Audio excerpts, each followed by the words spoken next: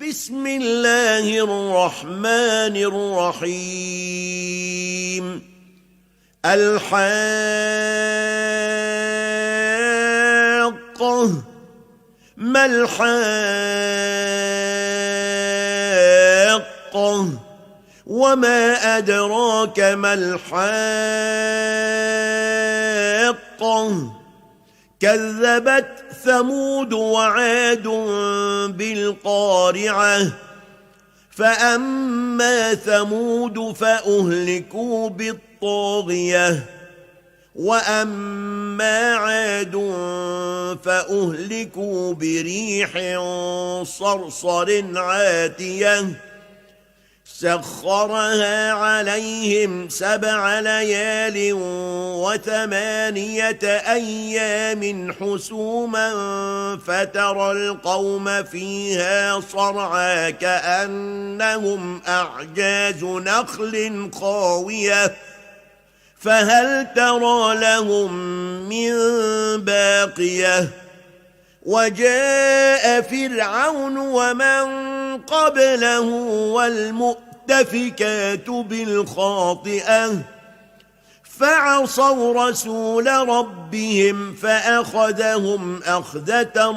رابية إنا لما طغى الماء حملناكم في الجارية لنجعلها لكم تذكرة وتعيها أذن واعية فإذا نفخ في الصور نفخة واحدة وحملت الأرض والجبال فدكتا دكة واحدة فيومئذ وقعت الواقعة وانشقت السماء فهي يومئذ واهية والملك على أرجائها ويحمل عرش ربك فوقهم يومئذ 8 يومئذ تعرضون لا تخفى منكم خافية فأما من أوتي كتابه بيمينه فيقول هاؤم اقرءوا كتابيه إني ظننت أني ملاق حسابيه فهو في عيشة راضية في جنة عالية قطوفها دانية كلوا واشربوا هنيئا بما أسلفتم في الأيام الخالية وأما من أوتي كتابه بشماله فيقول يا ليتني لم أوت كتابيه ولم أدر ما حسابيه يا ليتها كانت القاضية ما أغنى عني ماليه هلك عني سلطانيه خذوه فغلوه ثم الجحيم صلوه ثم في سلسلة ذرعها 70 ذراعا فاسلكوه إنه كان لا يؤمن بالله العظيم ولا يحض على طعام المسكين فليس له اليوم هاهنا حميم ولا طعام إلا من غسلين لا يأكله إلا الخاطئون فلا أقسم بما تبصرون وما لا تبصرون إن وإنه لقول رسول كريم وما هو بقول شاعر قليلا ما تؤمنون ولا بقول كاهن قليلا ما تذكرون تنزيل من رب العالمين ولو تقول علينا بعض الأقاويل لأخذنا منه باليمين ثم لقطعنا منه الوتين فما منكم من أحد عنه حاجزين وإنه لتذكرة للمتقين وإنا لنعلم أن منكم مكذبين وإنه لحسرة على الكافرين وإنه لحق اليقين فسبح باسم ربك العظيم.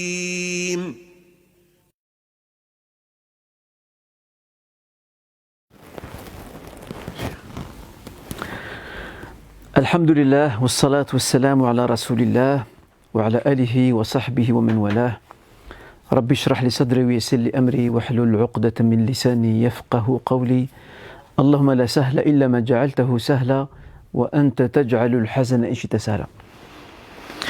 Mes chers frères et sœurs, assalamu alaikum wa rahmatullahi wa barakatuh. Nous revoici à nouveau pour un nouveau live en cette soirée de vendredi, en espérant que vous allez toutes et tous pour le mieux, Inch'Allah, ainsi que vos proches. Comme d'habitude, je vais commencer par un petit rappel qui sera suivi par ma question du jour, et puis nous enchaînerons sur les quelques questions que je partagerai, que j'aborderai durant ce live, Inch'Allah. Alors, pour commencer ce petit rappel, je voudrais m'arrêter un instant sur une très belle parole dite par, ou plutôt une très belle réponse dite par l'imam Ahmed ibn Hanbal, qui est l'un des 4 imams fondateurs des écoles juridiques musulmanes. On l'a interrogé un jour en ces termes: Ya Aba Abdillah, mata yajidu al-mu'minu ar-raha. Ô Abu Abdillah, c'était sa kunya, quand le croyant va-t-il trouver le repos? Sa réponse a été la suivante. Il dit: عند أول قدم يضعها في الجنة. Lorsqu'il posera le premier pied au paradis, là, il sera vraiment dans un état de repos. Mon rappel va tourner autour de cette parole dite par l'imam Ahmed ibn Hanbal, rahimahullah, qui, je le rappelle, en plus d'être l'une des grandes figures du droit musulman, au même titre qu'Abu Hanifa, Malik, Shafi'i et d'autres, c'était aussi un savant du hadith, muhaddith, et c'était aussi l'un des, si vous voulez, l'un des maîtres de la spiritualité musulmane. C'est une facette qu'on ne connaît pas beaucoup de l'imam Ahmed ibn Hanbal, mais il avait aussi de nombreuses paroles, il n'était pas le seul d'ailleurs. Les imams qui l'ont précédé en ont fait de même, mais il avait aussi de très belles paroles à portée spirituelle qui nourrissent le cœur, qui rappellent aussi notre rôle d'ici-bas et la nécessité de cheminer vers Dieu, Inch'Allah Ta'ala. Alors sa réponse est intéressante, parce que dans un premier temps, elle évacue une idée reçue qui consiste à dire que lorsqu'une personne décède, c'est une expression très en vogue en Europe, en Occident, qui est aussi a pénétré aussi le monde de l'islam. On dit souvent: on a accompagné un tel jusqu'à sa dernière demeure. Autrement dit, la tombe. Or, cette expression, déjà, sur un plan purement islamique, n'est pas concevable, parce que dans notre croyance à nous, musulmans, la tombe n'est pas la dernière demeure de l'individu. Donc souvent on entend ça, des journalistes ou des présentateurs qui parlent d'un personnage qui est décédé et qui disent voilà, il était accompagné par ses proches, ses amis, ses connaissances, ils l'ont accompagné jusqu'à sa dernière demeure. La tombe n'est pas la dernière demeure, n'est pas notre dernière demeure. La tombe n'est qu'une phase transitoire. La dernière demeure, c'est ou le paradis ou l'enfer. C'est imma jannatun aw nar. C'est ça la dernière demeure. Espérons qu'Allah Azza wa Jal nous regarde avec compassion, avec clémence et indulgence, et malgré nos défauts, malgré nos manquements, malgré nos négligences, qu'il puisse nous couvrir quand même de sa clémence, de son pardon, et qu'il nous accorde accès à ce vaste paradis qu'il a promis à ses serviteurs par l'entremise de tous les messagers qu'il a suscités dans le dernier Mohammed sallallahu alayhi wa sallam, et aussi par le biais des livres révélés, de ces lumières célestes qui ont été transmis à tous ces prophètes et messagers qui ont éclairé l'humanité pendant des siècles et des millénaires. Le propos de l'imam Ahmed est intéressant jusqu'à ce qu'il pose son premier pied dans le paradis. Cela prouve aussi que tout notre chemin de vie, ou toute notre vie, c'est un chemin qui est parsemé d'embûches et d'obstacles. Et que le croyant ne connaît pas vraiment de paix et de quiétude ici-bas. Parce que la vie est faite ainsi. Cette vie d'ici-bas, comme le dit l'expression de certains hommes de lettres, ils disent Inna dunya la taslamu min kadar. Donc la vie d'ici-bas n'est pas dénuée de choses indésirables. Ainsi est faite la vie. Il y a des moments agréables, il y en a d'autres moins, il y a des réussites, des échecs, il y a des victoires, il y a des défaites, il y a des moments de bonheur, des moments de malheur. Et ceci nous rappelle la parole divine, plus que pertinente et qui démontre comment l'imam Ahmed a compris aussi de ce verset, même s'il ne le cite pas dans sa réponse. Mais ce verset a dû fort certainement inspirer sa réponse.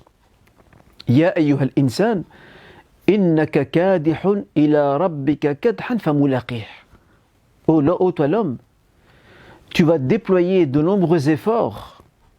Tu vas déployer de nombreux efforts en direction de Dieu jusqu'à le rencontrer.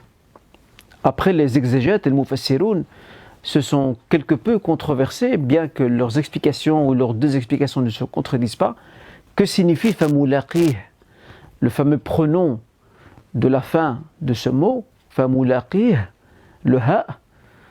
Donc, vous allez le rencontrer, le s'adresse à qui? Certains disent, vous allez rencontrer et découvrir ce que vous avez fait en termes de rétribution. Et l'autre explication, c'est, vous allez rencontrer Dieu lui-même, subhanahu wa ta'ala. En réalité, les deux explications ne se contredisent nullement. Toutes les deux se rejoignent, parce que autant, Inch'Allah, nous espérons rencontrer le Seigneur, subhanahu wa ta'ala, et jouir de sa présence, autant nous allons aussi recevoir le livre de nos œuvres. Et c'est à la lumière de ce livre que nous serons jugés et rétribués. Les épreuves d'ici-bas font partie de ces obstacles. Les difficultés que le croyant rencontre pour vivre sa foi, son dîn, font partie de ces obstacles. Des épreuves de la vie du quotidien, la perte d'un proche ou un échec quelconque, font partie de ces épreuves. Bref, elles font partie de ces étapes importantes par lesquelles le croyant doit passer avant de pouvoir se retrouver dans l'autre vie. Pas seulement dans la tombe, parce que même la tombe elle-même est une épreuve. Et d'ailleurs, le questionnement que le croyant recevra et qu'il subira une fois que les gens qui l'ont enterré s'en vont, ce questionnement lui-même est une épreuve en soi. C'est pour ça que nous demandons dans nos invocations, nous demandons à Dieu de pouvoir nous raffermir lorsque nous serons confrontés aux épreuves de la tombe. Donc la tombe elle-même n'est pas... autant une personne peut passer le cap de la tombe dans ses questions et ses premières épreuves et connaître, on l'espère pour nous tous et tous, un bonheur dans la tombe même. Mais après, il y a l'autre étape, il y a celle de l'autre vie. Il y a toutes ces phases par lesquelles le croyant passe avant la destination finale. Et toutes ces épreuves ne sont pas faciles du tout.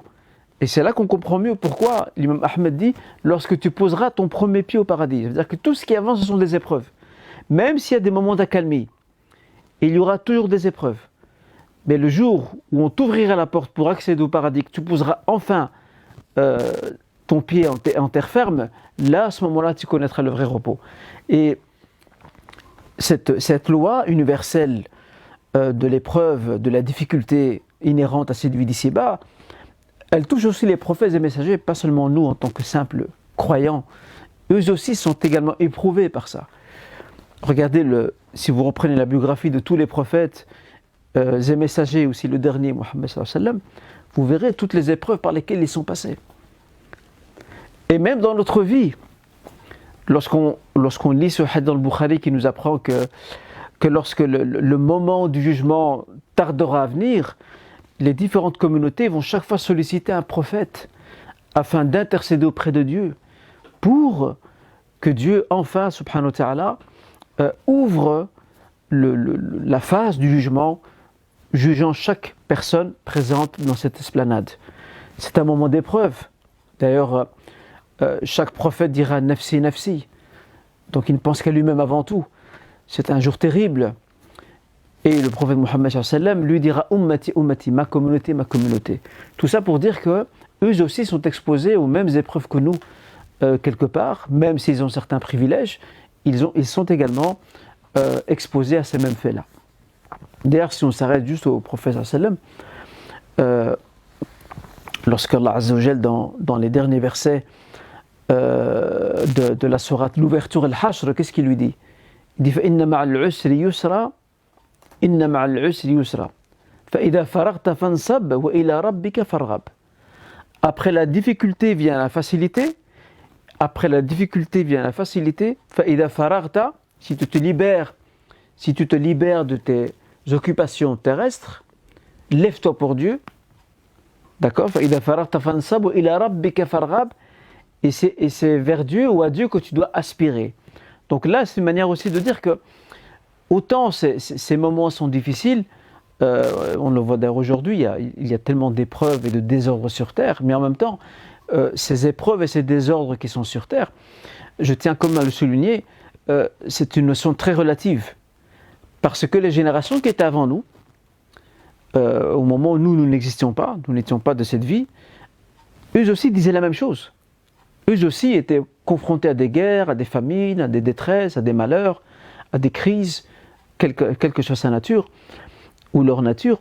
Et eux aussi tenaient le même propos que nous en disant il y a beaucoup d'épreuves, les années à venir il y aura encore d'autres épreuves, mais c'est le cours de la vie en fait.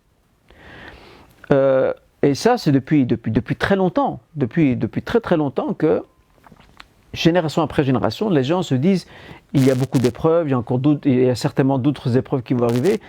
Et le discours que nous tenons aujourd'hui face à tout ce que nous vivons sera aussi tenu par d'autres générations après nous.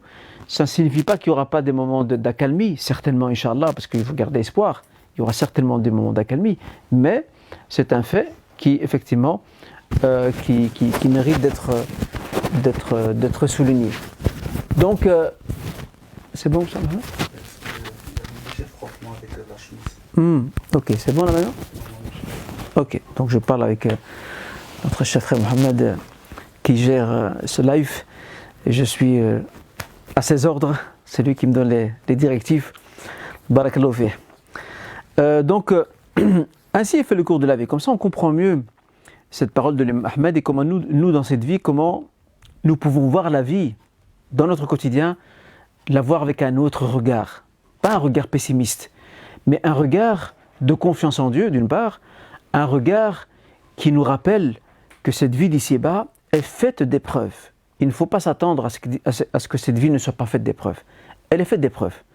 Que ces épreuves soient individuelles, familiales, collectives, sociétales, elles seront toujours là, avec des périodes, bien sûr, d'alternance, d'accalmie, etc. D'accord ?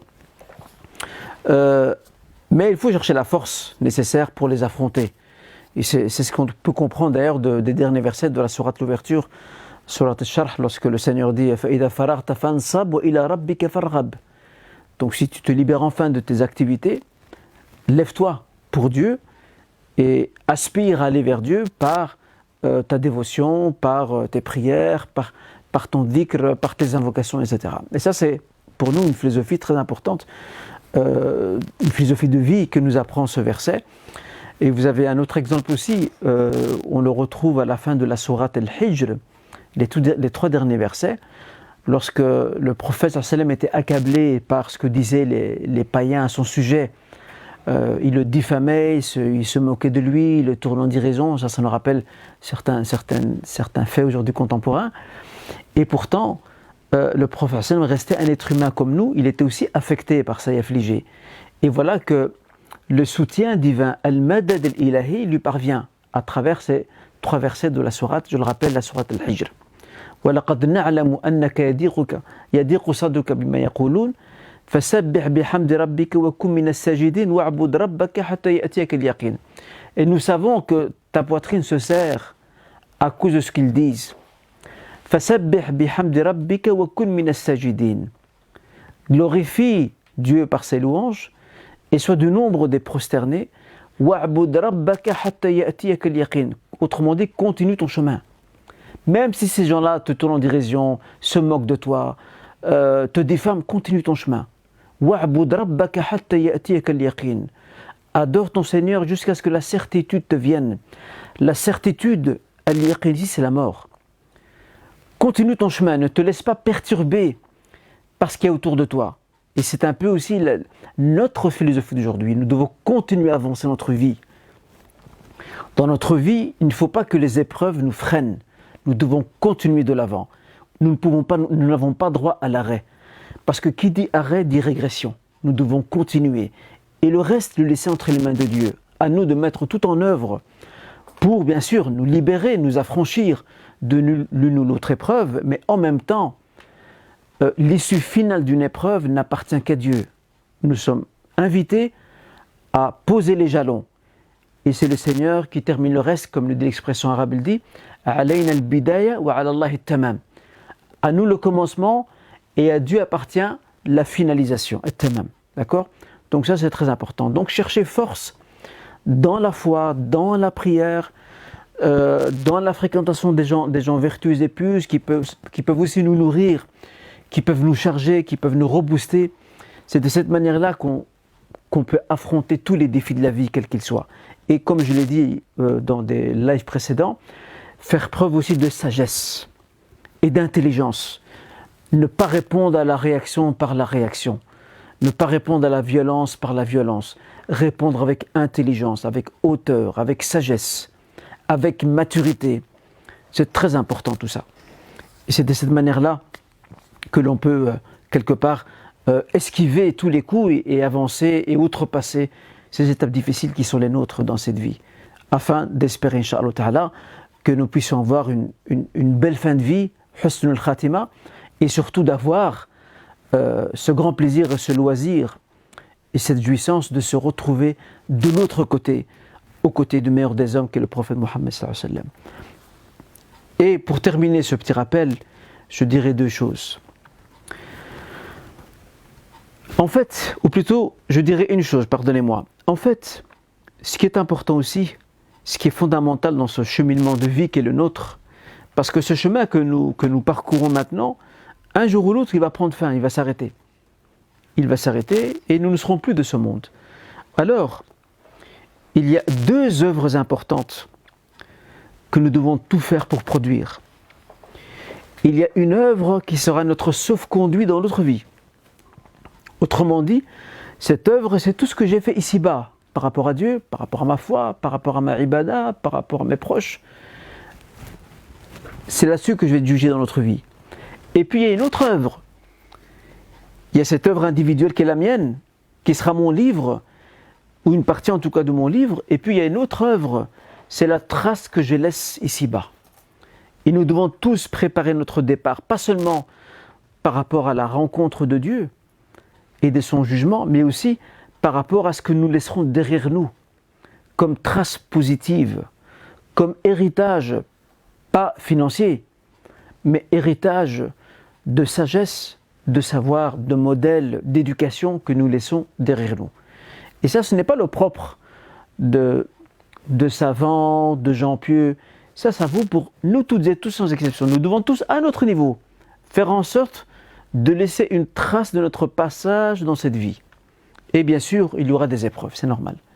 C'est un peu le sens que j'ai voulu partager avec vous autour de cette parole de l'imam Ahmed, rahimahullah. Quand le croyant trouvera-t-il réellement le repos? Il répond tout simplement lorsqu'il posera son premier pied dans le paradis.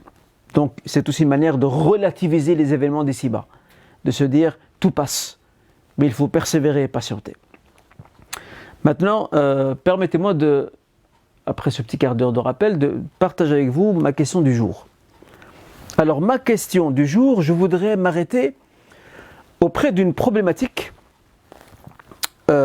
qui ne date pas d'aujourd'hui, qui a toujours existé depuis très longtemps, et surtout depuis que nous avons, masha'Allah, une littérature islamique francophone très étoffée.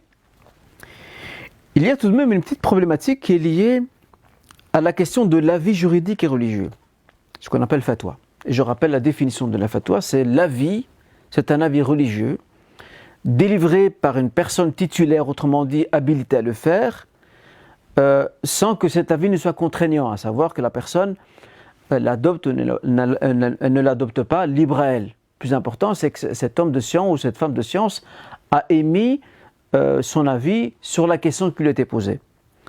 Et là, je me permets une petite digression très rapide, petite parenthèse que j'ouvre maintenant, que je referme très vite.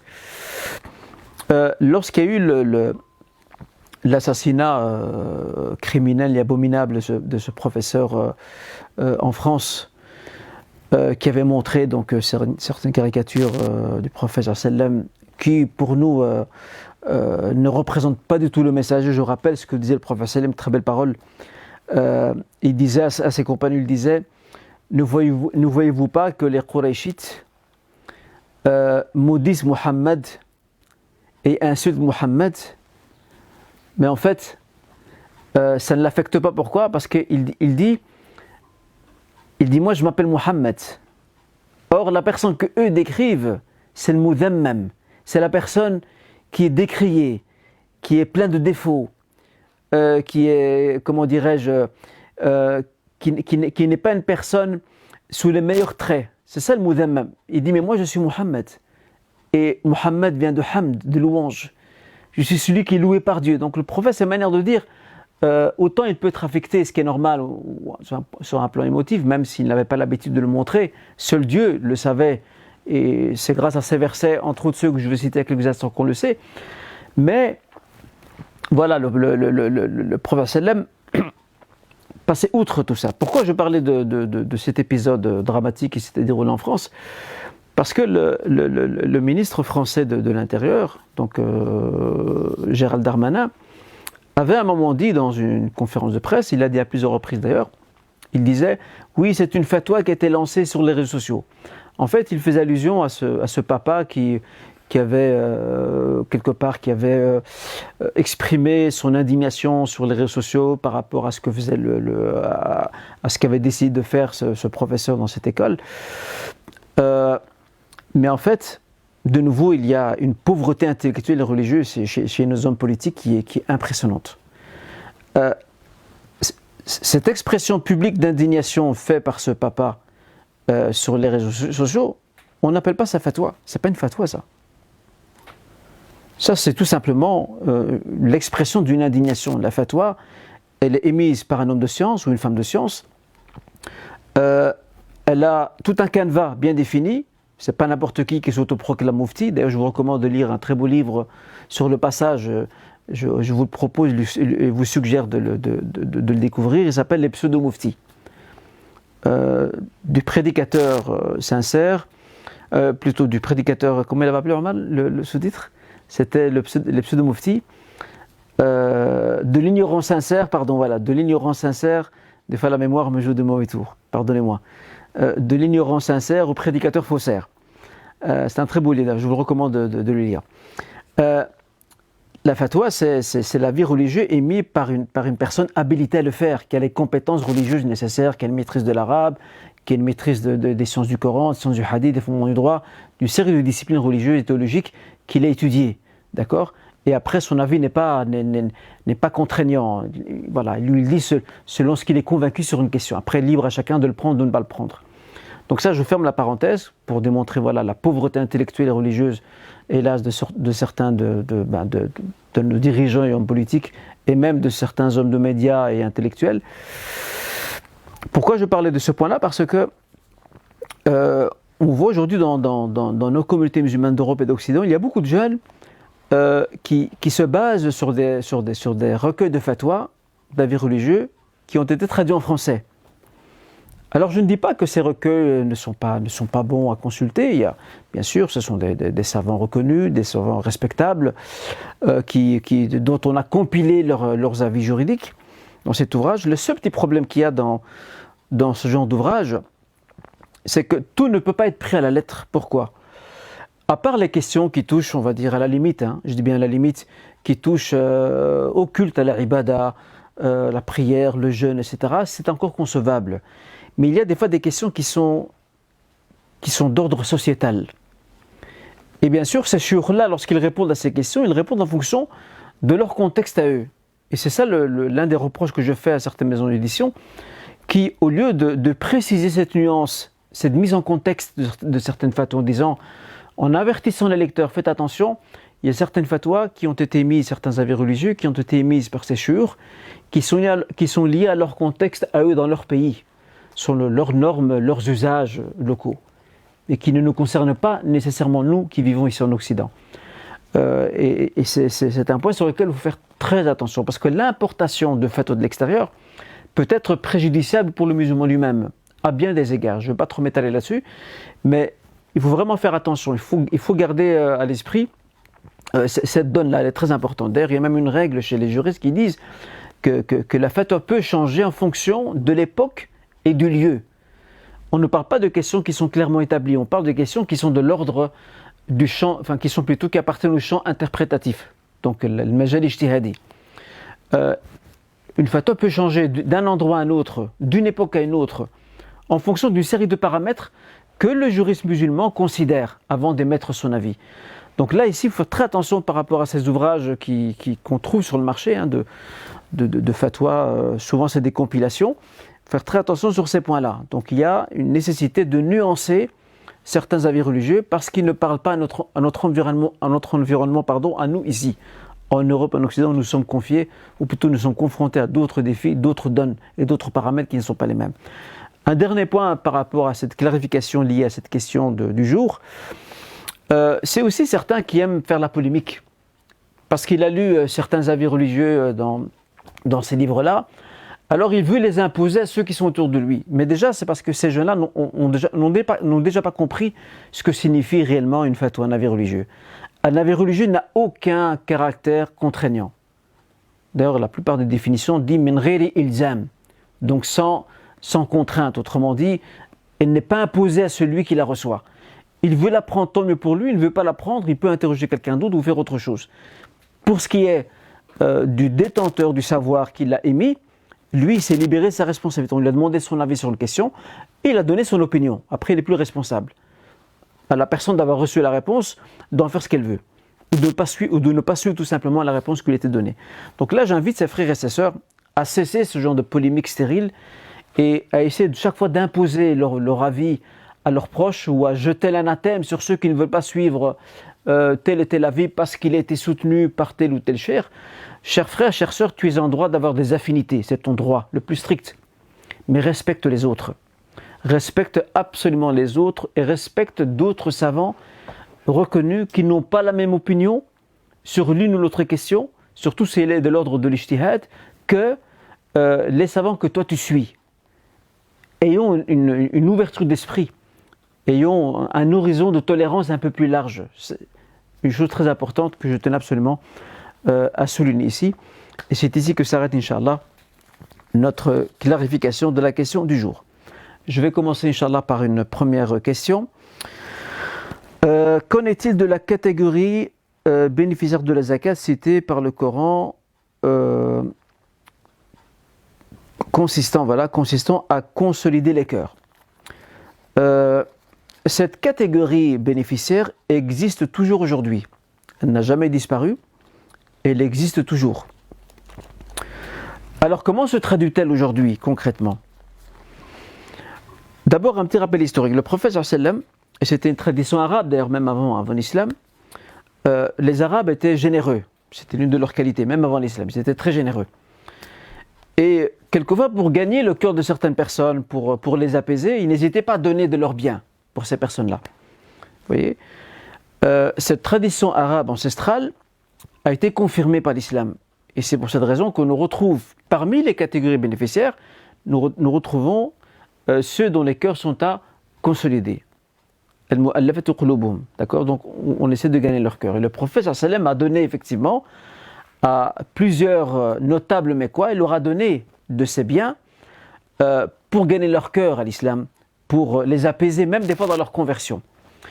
Aujourd'hui, comment cela pourrait se traduire, ce genre de dispositions liées à cette catégorie bénéficiaire ? C'est en fait tout simplement d'aider des personnes qui ont adhéré à l'islam, particulièrement, qui se rencontrent dans la difficulté. Je prends l'exemple de certains convertis, par exemple, qui ont tout simplement ont été mis à la porte de leur foyer parce qu'ils ont adhéré à l'islam et que leurs parents n'ont jamais accepté leur choix. Souvent, ces personnes-là, ces frères et sœurs, se retrouvent dans la difficulté financière. Donc là, la zakat peut servir à les aider. Et une autre disposition pratique qui pourrait être adoptée pour traduire l'impératif de cette catégorie bénéficiaire, c'est les associations. Si nous connaissons des associations dignes de confiance qui proposent un accompagnement des convertis, d'accord ? On les accompagne, que ce soit au niveau de l'instruction, que ce soit au niveau de tout don financier qui leur sont faits pour les aider, eh bien ces associations ont aussi droit à la zakat dans ce créneau lié à la catégorie bénéficiaire de ceux dont les cœurs sont à consolider. Voilà comment, grosso modo, on peut comprendre cette catégorie, Inch'Allah. Je prendrai encore une question, ou peut-être deux. Je vois qu'il est 19h30, avant notre moment de pause, Inch'Allah. Alors, la circoncision est-elle obligatoire et à quel moment faut-il la faire ? Alors, l'avis majoritaire, certains savants disent que c'est une sunna fortement recommandée, sunna mu'akkada, mais l'avis majoritaire penche pour l'obligation, l'obligation de la circoncision. C'est une sunna abrahamique. Quand on dit abrahamique, c'est qu'elle remonte au prophète Ibrahim alayhi salam. Et le prophète Ibrahim alayhi salam ne s'est circoncis qu'après avoir dépassé les 80 ans. C'est à ce moment-là qu'il s'est circoncis. Et c'est devenu une tradition suivie par tous les prophètes et messagers et toutes les communautés qui ont succédé à la sienne, à celle d'Ibrahim alayhi salam. Comme ça, on a déjà un aperçu par rapport à ça. Et à quel moment faut-il la faire ? Donc là, je suppose qu'on parle d'un nouveau-né, parce que je vais parler de ce qui est des garçons convertis maintenant. Pour ce qui est du moment, il y a eu un certain débat. Certains ont dit, ou dans les 7 premiers jours, faisant référence à ce hadith rapporté par le Bayhaqi, même si l'authenticité a été discutée, où on apprend que le prophète sallam aurait rasé les cheveux de ses 2 petits-fils, Al-Hassan et Al-Hussein, et les aurait aussi circoncis au bout du 7e jour. Bon, le hadith fait débat au niveau de son authenticité. Quoi qu'il en soit, il y a cette opinion-là. La deuxième opinion nous apprend que la circoncision peut être faite entre 7 et 10 ans. Ça renvoie au moment où on entraîne l'enfant à prier. C'est l'avis de l'école malikite. Et une autre opinion nous apprend ceci. Elle nous apprend que la circoncision peut être faite avant l'âge de la puberté. C'est l'avis d'Ibn Taymiyyah, qui lui est d'avis qu'il faut faire à ce moment-là, avant que la prière obligatoire ne lui soit donc prescrite. Et les Shafi'ites et les Hanbalites, en tout cas l'école Shafi'ite et Hanbalite, est d'avis que la circoncision commence à partir de l'âge de la puberté. En réalité, et à quoi font-ils référence ? Pardon. Pour eux, ils font référence au fait que, vu que la prière devient obligatoire à partir de l'âge de la puberté, pour un garçon et pour une fille, en tout cas ici on parle bien d'un garçon, eh bien il paraît tout à fait logique pour eux que la circoncision, qui fait partie de la tahara, de la purification, la circoncision soit, en termes de rituel, je parle bien de rituel ici, que la circoncision soit prévue au moment donc de la puberté. N'empêche que il y a de nombreux autres savants, surtout contemporains, qui sont plutôt d'avis à ce qu'elle se fasse le plus tôt possible. Le plus tôt possible, c'est-à-dire dans les premiers jours de la naissance de l'enfant. Pourquoi ? Parce que là, l'enfant, comme on le sait, il n'a pas encore accédé à l'âge de la conscience. C'est pas quand c'est un garçon qui a 7-8 ans, comme ça se faisait souvent dans la culture maghrébine, où on attendait que le garçon ait 7, 8, 9, 10 ans, à ce moment-là on lui fait la circoncision, on le circoncis. Là c'est un enfant qui est conscient et voilà, et quelquefois ça laisse même des traumas. Mais quand c'est un enfant qui est en bas âge, le problème ne se pose pas. Alhamdoulilah, aujourd'hui c'est plus comme avant, où c'était l'imam qui venait à la maison qui pratiquait la circoncision. Aujourd'hui ça se fait dans des milieux hospitaliers avec anesthésie, etc., etc. Donc ça, l'idéal c'est de le faire durant cette période-là. Alors pour ce qui est des convertis, c'est la même chose. Un converti aussi, une personne personne masculine qui adhère à l'islam, est invitée également à répondre à cet appel abrahamique et à l'honorer en procédant à la circoncision, et ça se fait d'ailleurs à l'hôpital. En tout cas, nos frères convertis connaissent très bien ça, et ça se fait, alhamdoulilah, dans les bonnes règles de l'art, Inch'Allah ta'ala. Je vais prendre encore une question. Alors, un musulman reconverti peut-il hériter de ses parents non musulmans ? C'est une très bonne question.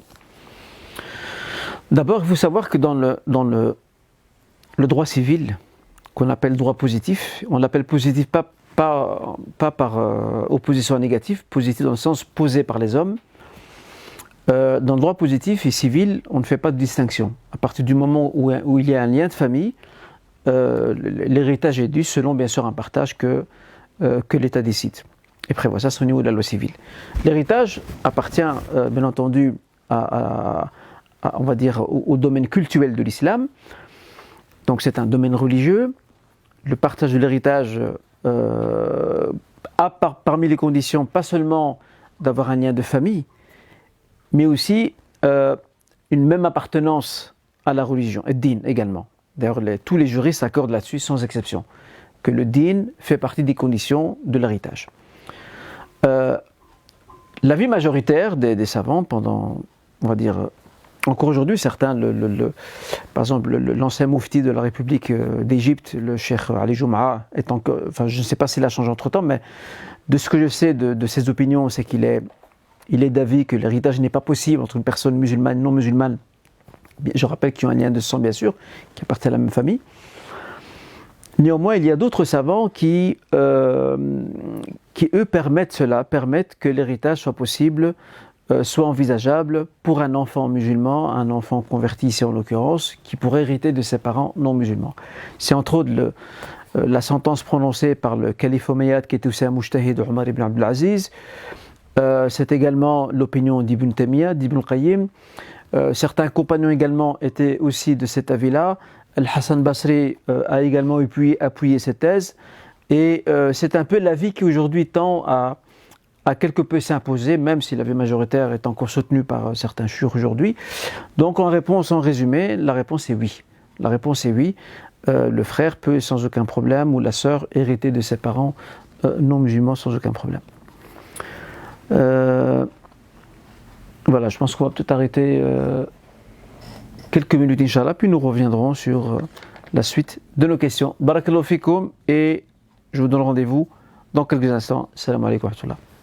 بسم الله الرحمن الرحيم اقتربت الساعة وانشق القمر وإن يروا آية يعرضوا ويقولوا سحر مستمر وكذبوا واتبعوا أهواءهم وكل أمر مستقر ولقد جاءهم من الأنباء ما فيه مزدجر حكمة بالغة فما تغني النذر فتول عنهم يوم يدعو الداع إلى شيء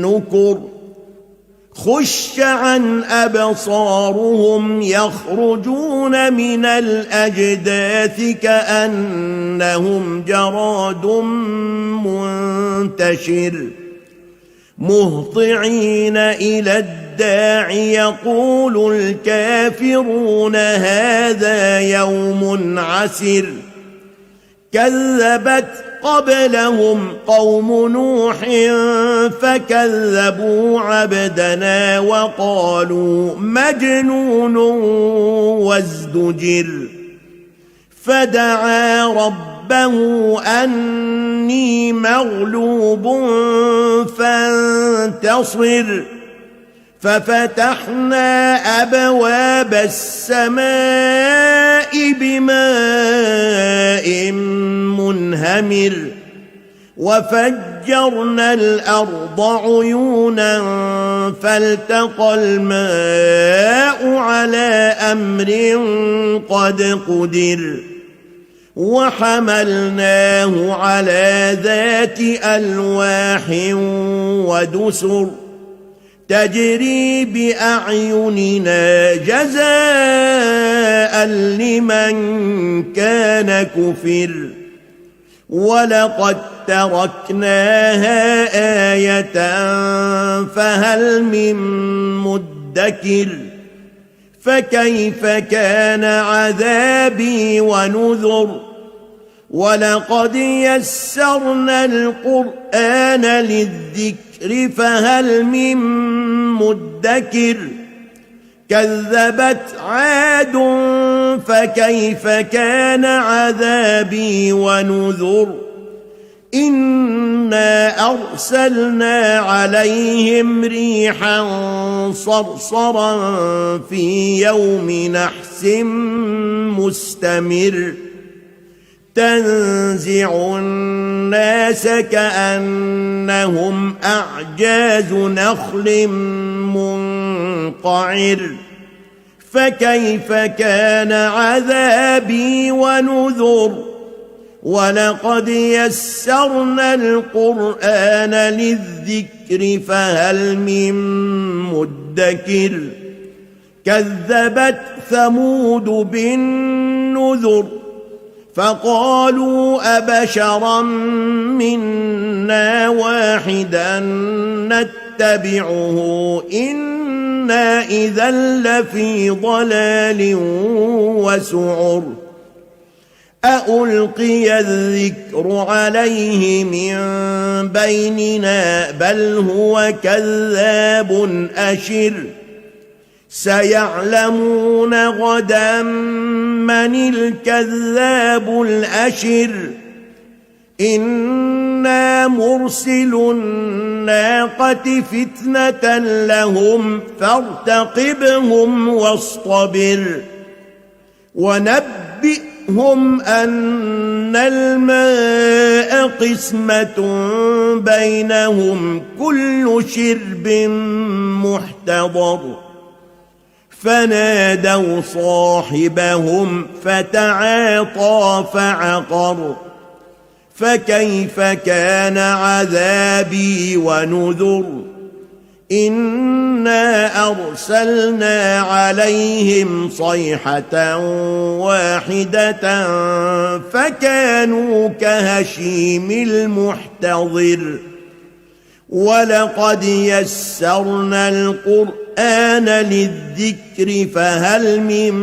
مدكر كذبت قوم لوط بالنذر إنا أرسلنا عليهم حاصبا إلا آل لوط نجيناهم بسحر نعمة من عندنا كذلك نجزي من شكر ولقد أنذرهم بطشتنا فتماروا بالنذر ولقد راودوه عن ضيفه فطمسنا أعينهم فذوقوا عذابي ونذر ولقد صبحهم بكرة عذاب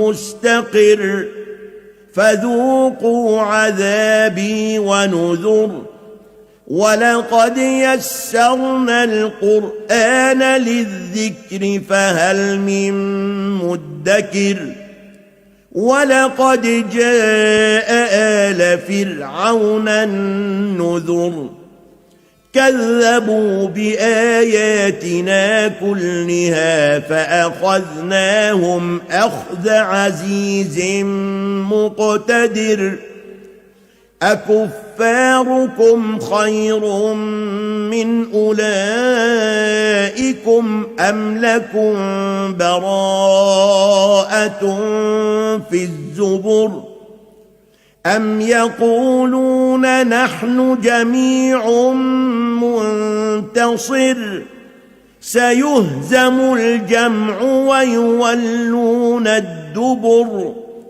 بل الساعة موعدهم والساعة أدهى وأمر إن المجرمين في ضلال وسعر يوم يسحبون في النار على وجوههم ذوقوا مس سقر إنا كل شيء خلقناه بقدر وما أمرنا إلا واحدة كلمح بالبصر ولقد أهلكنا أشياعكم فهل من مدكر وكل شيء فعلوه في الزبر وكل صغير وكبير مستطر إن المتقين في جنات ونهر في مقعد صدق عند مليك مقتدر.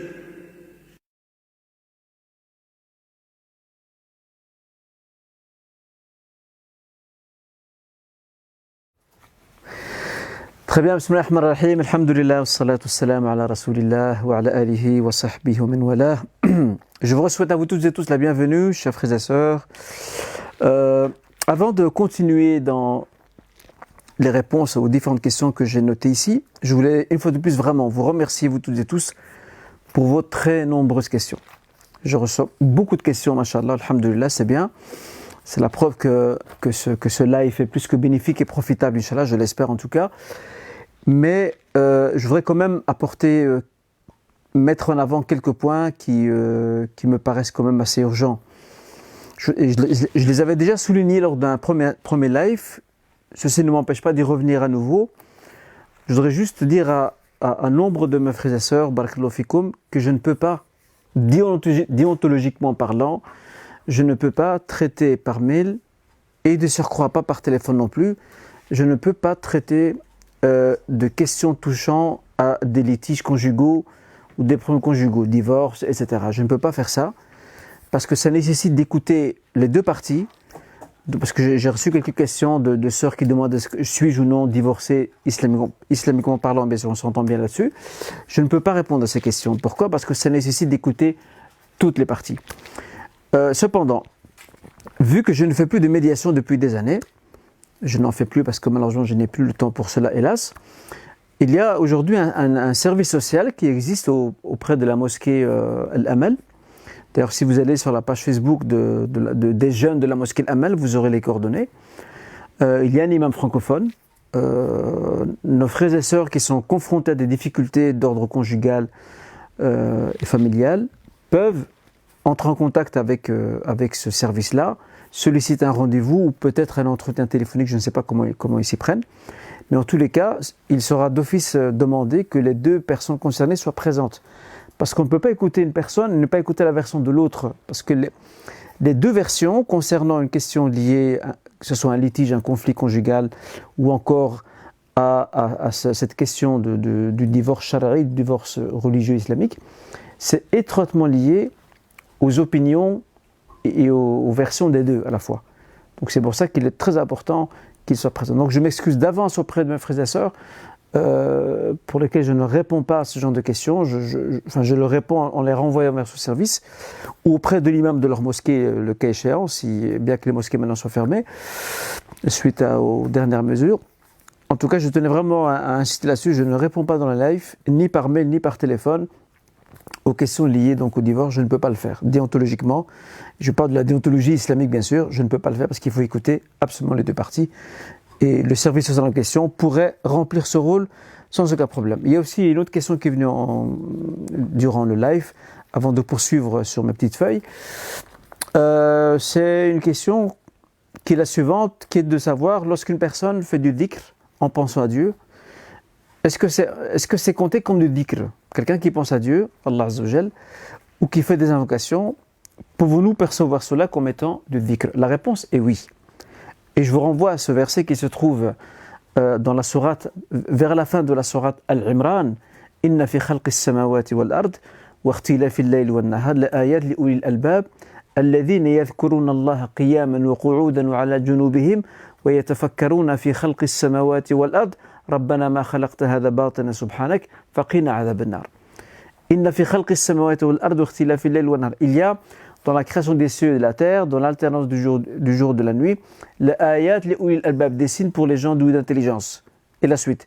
Alladhina yadhkuruna Allah, ceux qui évoquent Dieu. Qiyaman en étant debout, wa qu'udan en étant assis, wa ala junubi en étant couché, wa yatafakkaruna fi khalqis samawati wal ard. Et ils réfléchissent quant à la création des cieux et de la terre. Tout ceci fait partie du dhikr. Penser à Dieu, c'est du dhikr.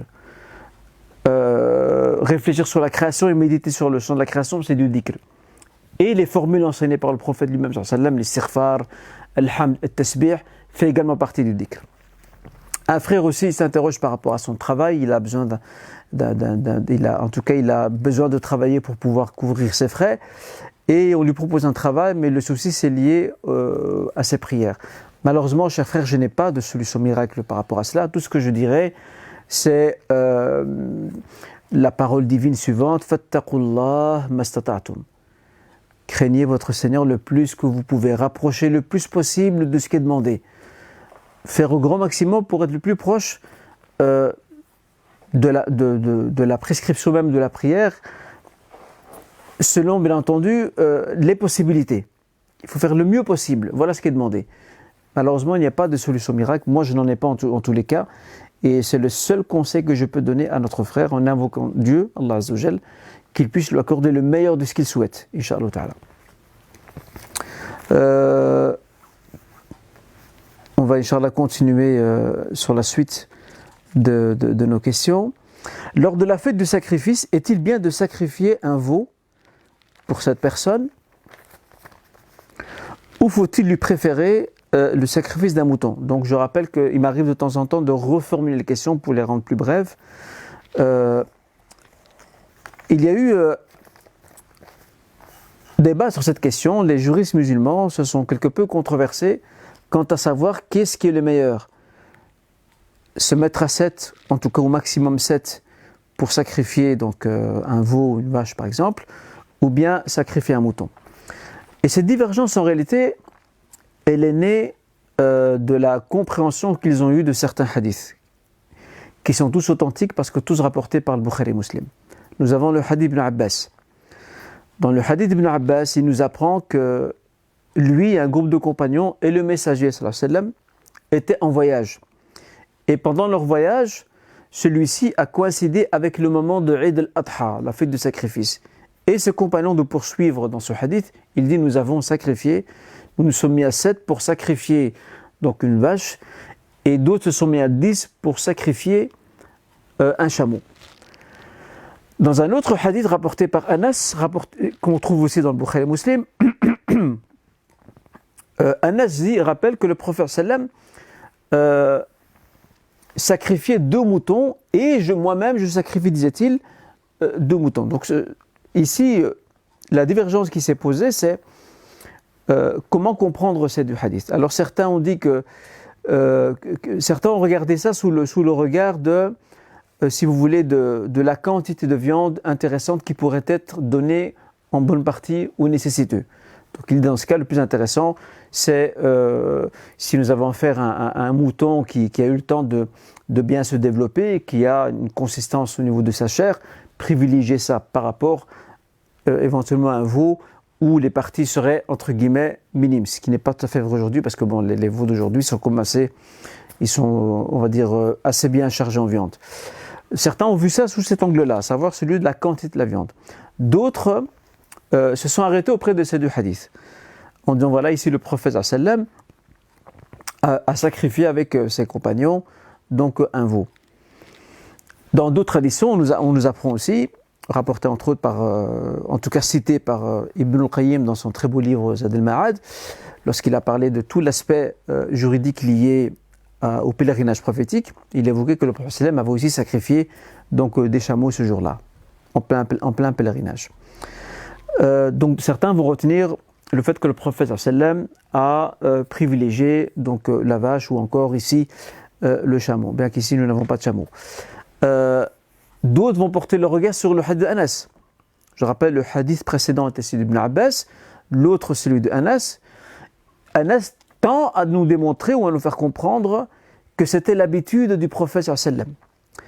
En réalité, l'avis, wallahu a'lam, qui paraît le plus proche de la rectitude, c'est que le meilleur serait de sacrifier un mouton. D'ailleurs, c'est l'avis de l'école malikite.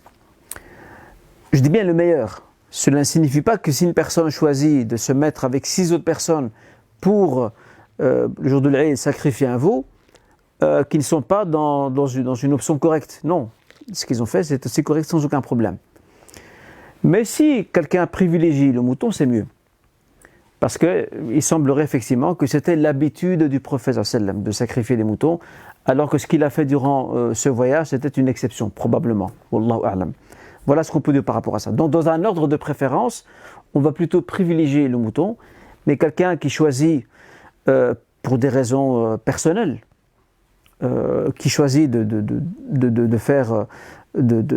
s'associer à d'autres pour sacrifier un veau, il n'y a aucun souci à ce niveau-là, Inch'Allah Ta'ala. Donc c'est juste une question de préférence, pas plus. La question suivante. Alors, qu'en est-il de travailler dans une banque ou une compagnie d'assurance ? D'abord, je partirai d'un principe très facile à retenir. Tout travail dans l'absolu est régi par le principe ou par la notion de la licéité. Donc tout travail est permis jusqu'à preuve du contraire. Ça, c'est le principe général. Après, il faut voir ce travail, en quoi consistent ces tâches. Alors, si certaines de ces tâches contredisent l'éthique musulmane ou certaines prescriptions religieuses, il est clair que le croyant se devra de s'éloigner de ce genre de travail. Ça, c'est pour le principe général. Maintenant, quand on en vient au travail dans une banque ou une compagnie d'assurance, je commence par la banque, on ne peut pas interdire formellement à quelqu'un de travailler dans une banque. Ce n'est pas possible. Après, tout dépend du type de travail que va faire, ou plutôt du type de fonction et de tâches qui lui seront confiées. Si la personne est amenée à être un facilitateur et un promoteur, par exemple, du crédit Zurer Riba, dans ce cas, ce n'est pas possible. Parce que là-dessus, la loi musulmane est assez claire à ce niveau-là. D'ailleurs, je me permets une parenthèse. Il y a des années de ça, j'avais lu un article où quelqu'un disait oui, cette opinion consistant à dire qu'on ne peut pas contracter, la personne n'était pas musulmane, hein, qu'on ne peut pas contracter, c'est une parole extrême. Je ne vois pas qu'est-ce qu'il y a d'extrême là-dedans, c'est une opinion.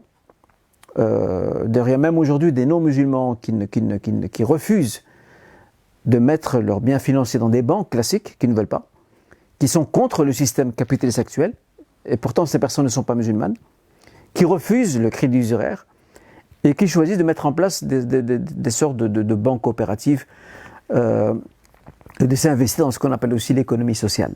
D'accord ? Tout ça pour souligner que cette opinion, c'est une opinion religieuse, juridique, islamique, qu'une personne est en droit d'avoir, ça n'a rien d'extrême. Et en même temps, si la personne à qui on propose ce poste de travailler dans une banque, si elle s'inscrit dans cette optique qu'elle sera amenée à promouvoir ou à faciliter un crédit usuraire, c'est clair que là-dessus, la personne sera en porte-à-faux avec son éthique musulmane et avec ses principes religieux. Mais si d'autres transactions sont proposées et qui ne comportent pas ce méfait-là, il n'y a à ce moment-là aucun problème. Donc il faut bien cibler, bien s'intéresser, identifier la nature de la tâche qui est confiée. Je ne peux pas me rendre complice d'une chose qui déjà contredit mes propres principes. Il faut rester cohérent avec soi-même. Et pour ce qui est de compagnie d'assurance, j'avais déjà parlé lors d'un précédent live des compagnies d'assurance que les avis des savants contemporains sont très partagés par rapport à ça. Mais dans l'absolu, on ne peut pas interdire à une personne de travailler dans une assurance pour les raisons que j'avais citées la fois passée, à savoir qu'il n'y a pas de texte formel qui interdit l'assurance même. D'ailleurs, même le cheikh Mustafa Zarqa, l'éminent juriste syrien contemporain, n'était pas très d'accord avec ses confrères au Conseil juridique international de la Mecque sur cette question-là. Ses confrères étaient partis dans le sens où la seule assurance possible est l'assurance coopérative, les autres n'étaient pas admissibles parce qu'il y a un système de ce qu'on appelle qimar el-maïsi, une sorte entre guillemets de règle du jeu du hasard là-dedans, parce que la personne paye des mensualités, mais il se peut qu'elle va payer toute sa vie des mensualités sans avoir aucun retour, parce que Dieu merci, elle ne sera pas exposée au moindre risque ou malheur qui ferait intervenir cette assurance en sa faveur. Donc voilà, ces savants-là critiquaient le côté purement commercial, d'accord, purement commercial, lucratif de ces assurances-là. Mais en même temps, ce que dit Cheikh Zarqa, rahimahullah, il demande à ces honorables chouurs en leur disant, mais où se trouvent ces assurances coopératives que vous proposez ? Ça, ce n'est qu'une idée, certes louable, mais sur le terrain, elle n'existe pas. Et il n'est pas très d'accord avec cette idée selon laquelle ce sont des sociétés qui ont on va dire, une vision purement commerciale. C'est vrai en grande partie, mais pour lui, ça fait partie du risque aussi. Des membres cotisent et cette cotisation va permettre de couvrir. Et pour lui, pour Cheikh Zarqa, le fait que ces sociétés d'assurance telles qu'elles sont conçues aujourd'hui, participent à couvrir des risques, à les couvrir financièrement, même si c'est peut-être des personnes qui ne vont pas toujours être confrontées à certains risques et à certaines difficultés, lui, il affirme qu'il y a un système de solidarité entre les gens. Donc les gens sont solidaires. Peut-être moi, je ne serai pas touché, mais en y participant, je fais profiter d'autres aussi qui puissent y participer. Donc indirectement, c'est quelque part une forme de coopérative. Mais en même temps, je l'ai dit lors du live précédent, il faut faire attention de ne pas prendre comme ça toutes les assurances qui nous passent sous la main. Parce que bon, c'est des boîtes commerciales, donc ils font de la publicité, de la promotion, des offres alléchantes. Sauf si vraiment c'est nécessaire, on le fait. Si ce n'est pas nécessaire, si on peut largement s'en passer, on s'en passe. Voilà, donc ça c'est la réponse par rapport à cette question-là. Donc en résumé, on ne peut pas vraiment interdire le travail dans une banque ou dans une compagnie d'assurance, même si dans l'idéal, mieux vaut éviter ce genre de lieu comme travail pour ne pas se sentir, on va dire, en porte-à-faux ou avoir un problème de conscience si nous sommes amenés à traiter l'un ou l'autre dossier qui contredirait un peu notre conscience morale et religieuse. Mais on ne peut pas l'interdire de manière formelle. Ok, la question suivante. Est-ce réprouvable de visiter à titre culturel des sites touristiques anciennement dédiés au polythéisme, exemple Égypte antique, Grèce antique, et qu'en est-il aussi de visiter des lieux de culte célèbres des gens du livre, cathédrales, à titre culturel toujours, cathédrales, etc. Alors, je partirai ici de nouveau sur un principe général qui est lié à celui du voyage. Les juristes musulmans, lorsqu'ils évoquent la question du voyage, ils le divisent en 3 parties.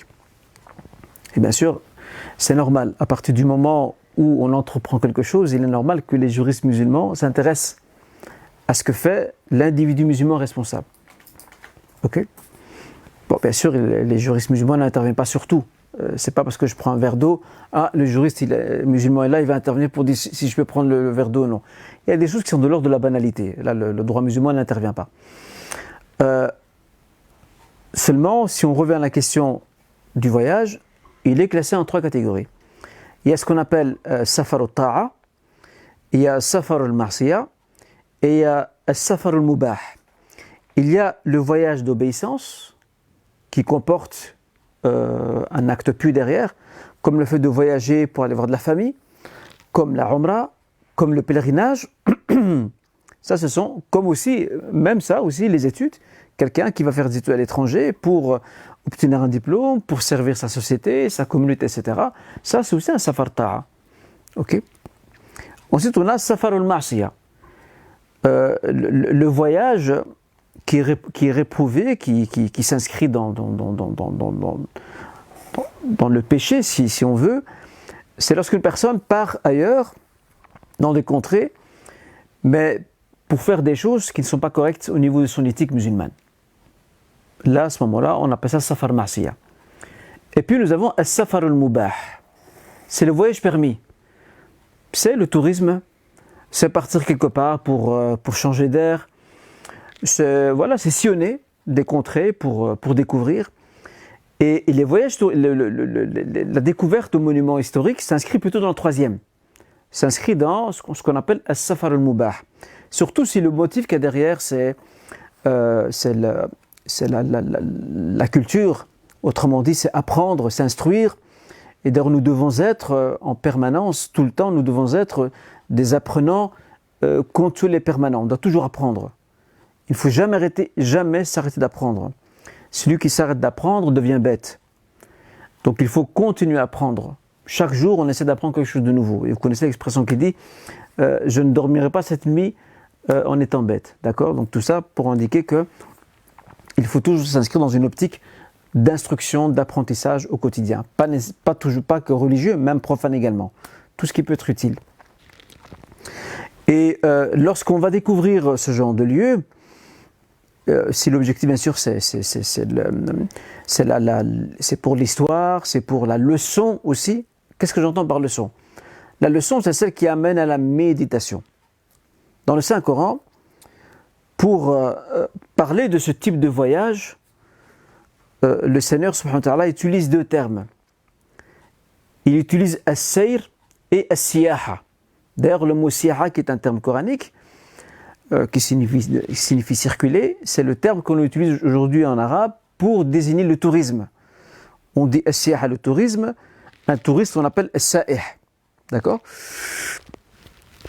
Le Coran d'ailleurs appelle à circuler, à sillonner donc, les contrées pour découvrir et réfléchir et méditer sur ce qui est arrivé aux nations qui nous ont précédés. Quelle était leur fin, bonne ou mauvaise, que ces nations, ces communautés, ces peuples ont connu avant nous. Ça nous permet à nous de réfléchir aussi comment agir pour le futur. Donc là, ici, on peut dire que ces voyages culturels d'aujourd'hui s'inscrivent dans cette optique-là. Parce qu'on ne va pas pour adorer Dieu dans ces endroits-là. L'objectif, c'est d'apprendre, de s'instruire et de méditer. Donc la leçon et l'histoire. La leçon, tirer des leçons et l'histoire. Je me permets de citer ici 2 versets dans le Saint-Coran. Le premier se trouve dans la sourate Ghafir, la sourate le pardonneur, et le 2e verset se trouve dans la sourate le pèlerinage, sourate al-Hajj. Dans la sourate le pardonneur, Ghafir, le Seigneur dit ceci: أَوْلَمْ يَسِيرُوا فِي الْأَرْضِ فَيَنْظُرُوا كَيْفَ كَانَ عَاقِبَةُ كيف كان عاقبة الذين من قبلهم. Qu'ont-ils à ne pas sillonner, voyager, afin de découvrir quelle a été l'issue finale de ceux qui étaient avant eux. Donc je réfléchis quand je vais par exemple dans les vestiges romains, grecs, égyptiens, perses ou autres, et même arabo-musulmans aussi, je réfléchis, je médite sur ces gens qui étaient avant nous et voilà ce qui reste d'eux aujourd'hui, que des monuments. Et ça me pousse également à revisiter l'histoire pour comprendre qu'est-ce qui a fait la grandeur de la nation et qu'est-ce qui a fait aussi leur chute. Le deuxième verset, dans Surat al-Hajj, je le rappelle, sur le pèlerinage, dans ce verset, le Seigneur dit أَفَلَمْ يَسِيرُوا فِي الْأَرْضِ فَتَكُونَ لَهُمْ قُلُوبٌ يَعْقِلُونَ بِهَا أَوْ آذَانٌ يَسْمَعُونَ بِهَا فَإِنَّهَا لَا تَعْمَى الْأَبْصَارُ وَلَكِنْ تَعْمَى الْقُلُوبُ الَّتِي فِي الصُّدُورِ. Qu'ont-ils à ne pas sillonner donc les territoires avec une raison ou un cœur qui réfléchit et des yeux ou plutôt une ouïe qui entend, d'accord, qui est témoin de cette histoire qui s'est produite dans ces cités, dans ces villes, dans ces pays, dans ces régions. Donc en résumé, le voyage culturel consistant à découvrir ces lieux pour l'histoire et pour la leçon, pour méditer, il n'y a aucun problème par rapport à ça. D'ailleurs, j'en veux aussi pour preuve ce hadith rapporté par le Bukhari. Salama et Habiba, deux femmes compagnons très connues, à la fin de la vie du prophète, elles racontent au messager, elles lui disent, lorsque nous étions, disent-elles, lorsque nous étions en Éthiopie, en Abyssinie, elles ont fait partie des groupes immigrants qui sont partis, qui ont quitté la Mecque pour se rendre en Éthiopie, le Habasha, l'Abyssinie de l'époque. Salama et Habiba disent au prophète, elles disent, nous avons vu une église qui s'appelle Maria, l'église Marie, qui était une très belle église. Et dans cette église, il y avait des illustrations, de très belles illustrations, disaient ces deux femmes. Le prophète leur donne l'explication de ces images qu'il y avait dans ces églises en disant ces gens-là, lorsque des gens pieux parmi eux décédaient, ils bâtissaient un lieu de culte sur leur tombe et érigeaient des images en leur souvenir. Ceux-là sont les plus mauvais gens. Pourquoi ? Parce que ces gens ont basculé dans l'association à Dieu et shirk. Dans ce récit, ce qui est intéressant, c'est que ces deux femmes-là, ces deux femmes compagnons, ont relaté l'histoire de cette église. Et elles ont parlé de ce qu'il y avait à l'intérieur. Donc ça démontre qu'elles sont entrées dans l'église. Et le prophète leur a fait aucune remarque. Il leur a pas dit ah non, vous n'étiez pas censé visiter les églises. Pourquoi, ou alors encore, pourquoi êtes-vous entrés à l'intérieur de ces lieux-là ? Donc on voit ici que le prophète sallam en ne disant rien, quelque part c'est une forme d'assentiment de sa part et surtout qu'il leur a donné la leçon de l'histoire, la leçon de la foi par rapport à ce qu'ils ont vu dans ces endroits-là. Et ça je pense c'est tout un élément très intéressant qui nous est cité par Al-Bukhari dans son Sahih rahimahullah. Donc voilà ce qu'il en est pour la réponse à cette question. Pour la leçon, pour l'histoire, il n'y a aucun problème, Inch'Allah.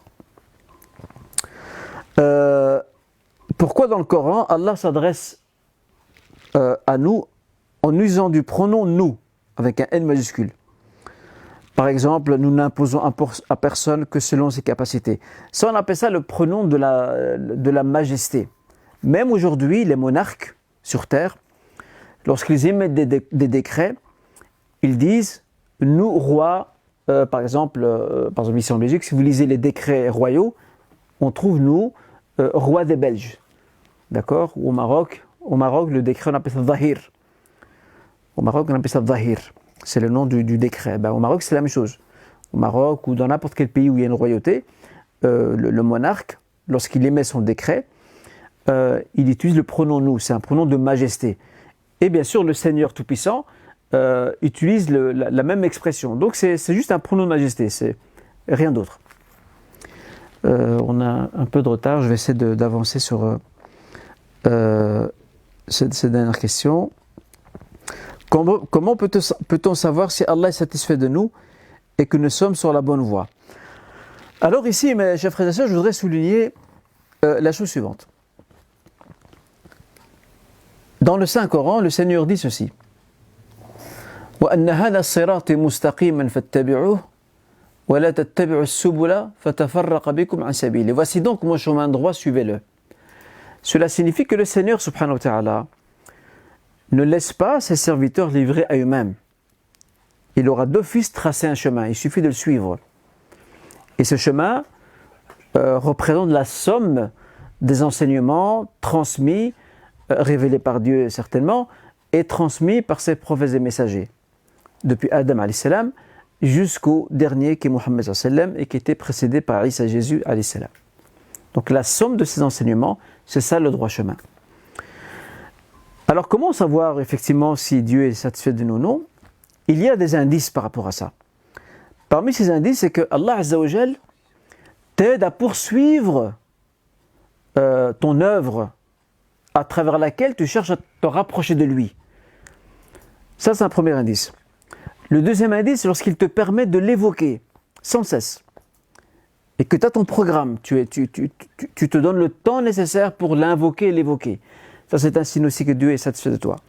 Lorsque tu es confronté à une épreuve et que tu accueilles cette épreuve avec patience, force et résignation, si bien sûr cette épreuve te dépasse largement et que tu n'as pas d'emprise sur elle. Ça, c'est également un signe que Dieu est satisfait de nous, ou du frère ou de la sœur qui pose la question. Renvoie le mérite à Dieu, Allah Azza wa Jal, dans ce qu'on fait. C'est aussi un signe que Dieu est satisfait de nous. Pourquoi? Parce qu'il n'y a que l'arrogant, qui ne reconnaissent pas à Dieu le mérite qui lui revient. L'arrogant, le vaniteux, ces gens-là ne reconnaissent pas, ils pensent que tout vient d'eux. Mais lorsque je reconnais que tous ces bienfaits, ce khayr que je fais, ce bienfait que je fais dans ma vie de tous les jours, que ce soit à travers mes actes cultuels ou même dans mes rapports sociaux, tout le bien que je fais et que je reconnais que c'est grâce à Dieu que je le fais, que c'est par son assistance et son inspiration que je me permets d'avancer, tous ces indices-là, mes chers frères et sœurs, démontrent qu'Allah Azza wa Jal est satisfait de nous. Le jour où un serviteur sent qui n'est plus très proche de Dieu, parce qu'il ne fait plus ce qu'il faisait avant, parce qu'il s'éloigne de lui, là il peut se dire « je ne crois pas être à l'ombre de Dieu et je ne pense pas pour le moment jouir de sa satisfaction ». Mais rien n'est joué. Une reprise de conscience, un sursaut, tout est possible. Voici donc les quelques signes avec lesquels on peut cibler, décerner, ou cerner plutôt, la satisfaction de Dieu à notre égard, Inch'Allah Ta'ala. Comment pouvons-nous, je vais essayer de faire plus court, Inch'Allah, comment pouvons-nous différencier la sincérité de l'ostentation? La différence entre les deux, tout se joue au niveau de l'intention et du cœur. Quand tu fais une œuvre, à qui es-tu en train de la dédier? Es-tu en train de la dédier à lui seul, peu importe ce qu'en pensent les gens? Ou alors tu te dis, je la fais à Dieu, mais quand même, je voudrais quand même savoir l'appréciation des gens. Là, tu seras dans l'ostentation. Là, ça devient délicat. Parce que la fidélité à Allah Azza wa Jalla, à Dieu, nécessite la sincérité, l'ikhlas. Parfois, il m'arrive de vouloir faire une action, mais comme elle se fait en public, je ne la fais pas, par peur de l'accomplir avec ou par ostentation. Est-ce une bonne chose? La réponse n'est pas une bonne chose. L'un des maîtres de la spiritualité musulmane, Al-Fudayl ibn Iyad, disait ceci. Il disait ترك العمل من أجل الناس رياء والعمل من أجل الناس شرك والإخلاص أن يعافيك الله منهما. Abandonner une œuvre par peur du regard des gens, c'est de l'ostentation. Parce que quelque part, c'est comme si tu abandonnes pour eux et pas pour Dieu. Faire une œuvre pour les gens, c'est une forme d'association, du shirk. Et l'ikhlas, c'est que Dieu t'épargne ces deux situations-là. Et d'ailleurs, un compagnon disait, et c'est rapporté par Ibn Jawzi, c'est le compagnon Qais ibn Harith, dans un livre, Ibn Jawzi le rapporte dans un livre que je vous recommande aussi, qui est un très beau livre, qui s'intitule Telbis Iblis, traduit en français sous le nom de Les ruses de Satan. Il se trouve d'ailleurs, je pense qu'il a été édité par les éditions As-Sabil, si j'ai bonne mémoire. Ce compagnon disait Si pendant ta prière, Satan vient à toi et te dit, tu es maintenant dans l'instant présent, tu es dans un état ostentatoire, le copain nous répond, fazid fi salatik. Ou fatawil fi salatik, prolonge ta prière. Parce que lorsque Satan te dit ça, c'est pour te pousser à interrompre ta prière, ou plutôt à précipiter sa fin. Et pour justement refuser cette pensée négative, tu vas prolonger ta prière avec l'objectif bien sûr de l'améliorer, de te rattraper si éventuellement il y a eu auparavant de l'ostentation. Donc en résumé, ne pas faire une œuvre devant les gens, ça peut au contraire, ça peut s'apparenter à de l'ostentation. Et l'action qu'elle se fasse auprès des gens ou en comité privé, c'est un défi que chacun d'entre nous doit relever pour travailler sur son intention. Parce que le travail de l'intention est un combat de tous les jours. Mais n'abandonnons pas une œuvre qui peut être bénéfique parce qu'on a peur que les gens puissent l'observer et la regarder. Et quelquefois même, on peut en faire un challenge. Grâce à cette œuvre que je fais, je pousse les gens aussi à faire de même, en public, pour être un exemple pour les autres. Ça peut être aussi une autre façon d'approcher cette question. Il me restait à prendre quelques questions, mais malheureusement, je ne pourrai pas les terminer. Je les ferai, Inch'Allah, lors du prochain live, et puis j'entamerai les autres questions.